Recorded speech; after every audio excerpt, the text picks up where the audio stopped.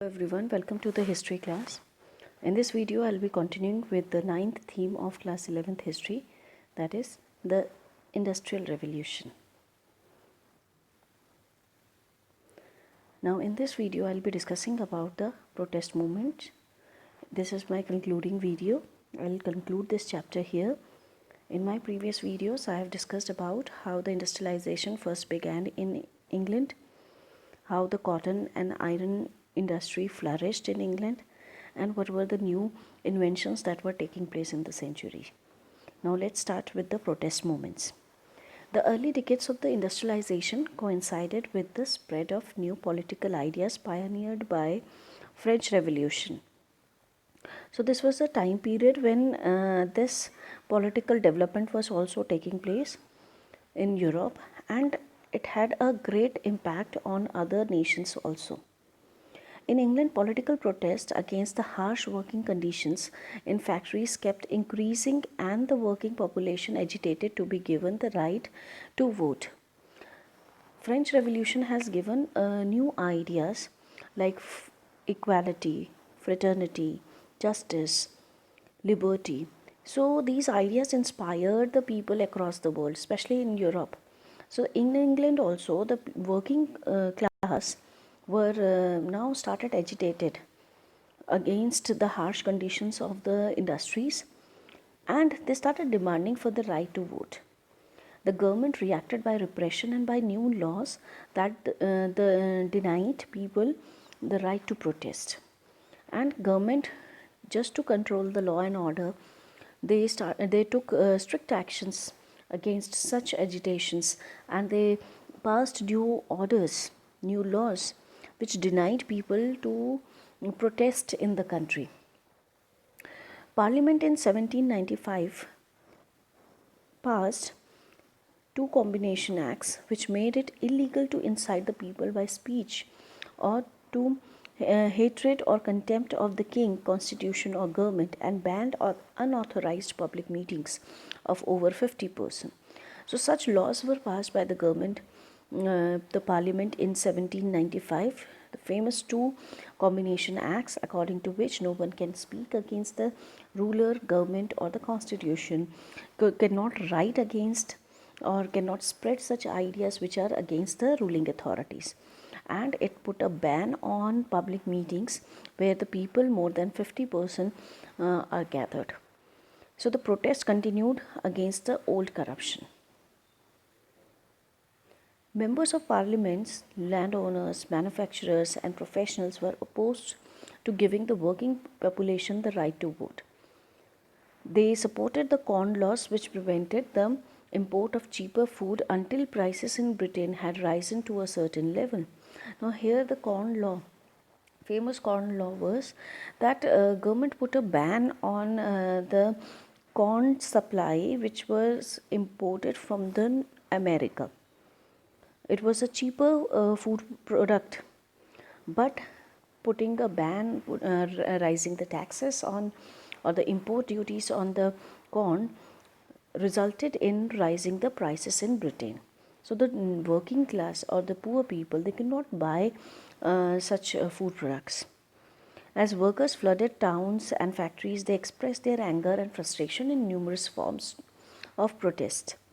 There were bread or food riots throughout the country from 1790s onwards. Due to the enclosure movement, another reason was, due to the enclosure movement, hundreds of small farmers had been merged into larger ones of powerful landlords.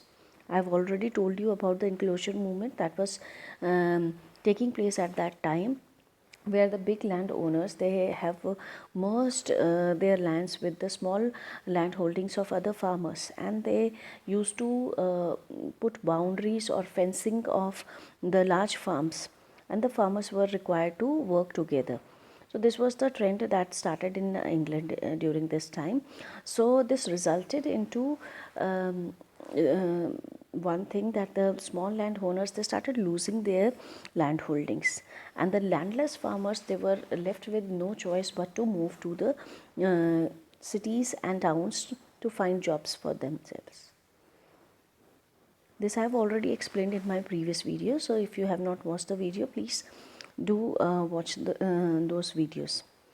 Now, introduction of machine in cotton industry threw thousands of handlooms weavers out of the work into poverty. Now, this also multiplied the problem of the working class, because now the machines in factories, due to coming of machines, many workers, they lost their jobs. They became poor. Cotton weavers destroyed the power looms, which they believed had destroyed their livelihoods. So this was a but obvious reactions of the weavers, because they had lost their jobs. So they started attacking the power looms machines.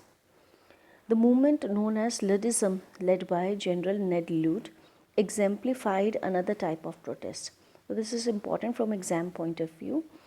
Ned Ludd started a movement called Luddism, and this movement set a new type of protest in front of the government. Luddism was not merely a backward-looking assault on machines. Its participants demanded a minimum wages, control over labor of women and children, work for those who had lost their jobs because of the coming of machinery, and the right to form trade unions. So that they could legally present these demands. So these were the demands that put forth by the participants of this movement. They wanted to improve the working conditions of the workers. Now here another incident took place at Peterloo. It was called Peterloo Massacre. In August 1819, 80,000 people gathered peacefully at St. Peter's Field in Manchester to claim democratic rights of political organization, of public meetings, and freedom of the press. These were the demands that these protesters were demanding. They were suppressed brutally in what became known as Peterloo Massacre, and the rights they demanded were denied by the 6 acts passed by the Parliament same year. So whatever the demands raised by the people here in Peterloo, these demands were rejected by the Parliament, and rather accepting the demands, the Parliament passed 6 acts. This extended the restrictions on the political activity introduced in the 2 Combination Acts of 1795. So these acts put a restriction on the political activities in the country, and together with the 2 Combination Acts, these laws have imposed various restrictions on the working class. But there were some gains also. After this, the need to make the House of Commons more representatives were recognized by the liberal political groups, and the Combination Acts were repealed in 1824-25. So this was a positive move that took place. Now we will discuss about the reforms through laws. Laws were passed in 1819 prohibiting the employment of children under the age of 9 in factories, in limiting the hours of work of those between the ages of 9 and 16 to 12 hours a day. Though the laws were made, but its implementation was weak. In 1833, an act was passed that permitted children under 9 to be employed only in silk factories, and limited stock of work for older children, and provided a number of factory inspectors to ensure that the act was enforced.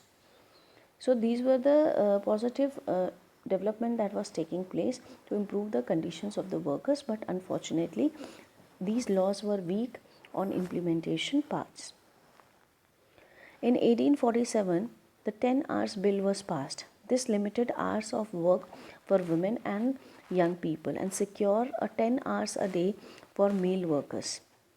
These acts applied to the textile industries but not to the mining industry. The Mines Commission in 1842, set up by the government, revealed that the working conditions in the mine had actually become worse since the Act of 1833, because more children had been put to work in coal mines. The Mines and the Collieries Act of 1842 banned children under 10 and women from working underground. Fielder's Factory Act laid down in 1847 that children under 18 and women should not work more than 10 hours a day. So these were the reforms that were taking place after a long agitation, long struggle. Now, to conclude the chapter, the last topic of this chapter is debate on the Industrial Revolution. Let's discuss this topic. Industrialization had actually been too gradual to be considered as revolution. Many historians believe this.